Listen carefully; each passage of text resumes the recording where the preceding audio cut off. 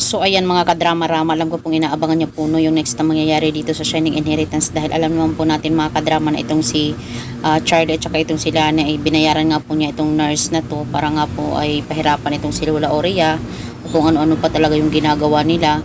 At dahil nga po talaga dito mga kadrama ay nalaman din talaga ni Ina yung katotohanan na nangyayari dito kay Lola Aurea, ay talagang hindi po talaga napigilan ni Ina na gumawa talaga ng paraan para maitakas nga po talaga itong si Lola Aurea. At dahil nga po talaga dito ay nalaman nga po ng nurse na wala na doon si Lola Aurea, dahil nga po ay pumunta doon sila Ina at saka yung kanyang kaibigan. Talagang nagpanggap pa nga po talaga sila para hindi sila mahalata ng security guard o ng mga tao doon sa loob ng facilities. At dahil nga po talaga dito mga kadrama, at tuluyan na nga po talagang nakatakas itong si Lola Aurea. At ito namang nurse na to, dahil nga po sa hindi niya nabantayan, talagang nalito siya dahil nakatingin siya sa kanyang cellphone, ay talagang tinawagan niya nga po itong si Lani. Sinabihan niya itong si Lani na, "Madam, nakatakas si Madam Aurea, kinuha ng dalawang babae, si Ina ata yun."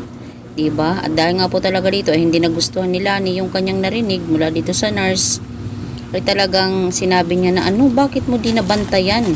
Diba? So ngayon, alam na ni Lani kung sino yung babae na yun na nagpunta doon, dahil alam naman niya na walang iba talaga yung may concern dito kay Lola Aurea kundi itong si Ina lang naman talaga. Kaya wala na siyang ibang inisip kundi si Ina at saka siguro kaibigan ni Ina.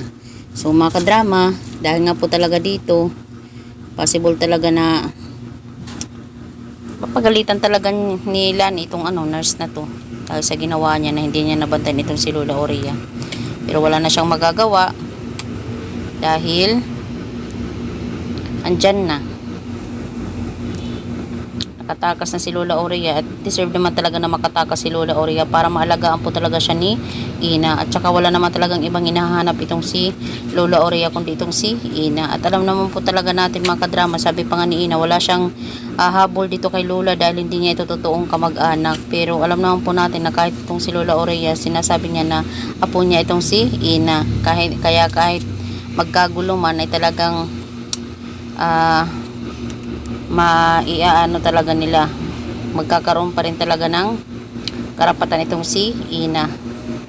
Dahil possible din talaga si Lola Aurea yung tumistigo, diba, na sinasaktan siya. So yun lang po mga kadrama, maraming salamat again sa palagi niyong panonood. Huwag niyo pong kalimutan na i-like at saka i-subscribe yung aking channel para sa susunod na video mga kadrama, i-update ko po kayo. Thank you so much for watching. Malaking tulong po talaga kayo sa aking channel mga kadrama.